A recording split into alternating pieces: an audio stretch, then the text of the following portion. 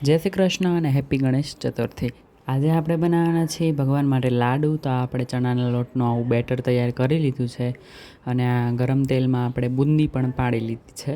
બુંદી કેમ પાડી, કેમ જુગાડ એનો કર્યો એ કહું તમને. દૂધી ખમણવાની જે ખમણી આવે ને, એ ખમણીમાં ચણાના લોટનું બેટર નાખીને આમ ટેપ ટેપ કરવાનું, એટલે બુંદી એકદમ મસ્ત આપણી પડી જાય. પછી બુંદીને તેલમાં એકદમ ફ્રાય કરી દેવાની. નાની નાની બુંદી એકદમ મસ્ત આપણી પડી જશે અને એને ફ્રાય કરવા દેવાની.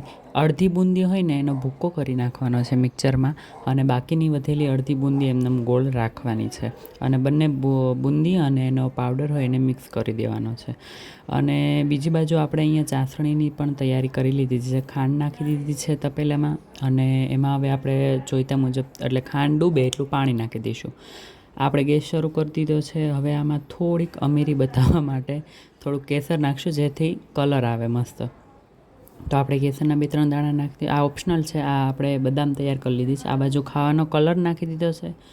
આ હવે બુંદી નાખી દઈશું ચાસણીમાં. આપણે ગરમ ચાસણી થઈ ગઈ છે, બુંદી નાખી દીધી છે. આપણો ઓલો ભૂક્કો હતો એ પણ ભૂક્કો નાખી દીધો છે બુંદીનો.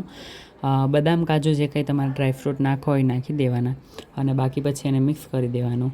5થી 10 મિનિટ સુધી આ બેટરને એકદમ ઠંડુ થવા દેવાનું.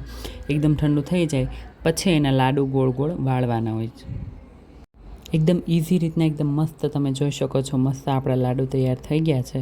અને હવે આપણે બધા એન્જોય કરશું. તો સૌથી પહેલાં આપણે ગણપતિ દાદાને ભોગ લગાડી દઈએ અને પછી આપણે બધા એન્જોય કરીએ. તો જો તમને આ રેસીપી ગમી હોય તો તમે ઘરે ટ્રાય કરજો અને અમારી ચેનલ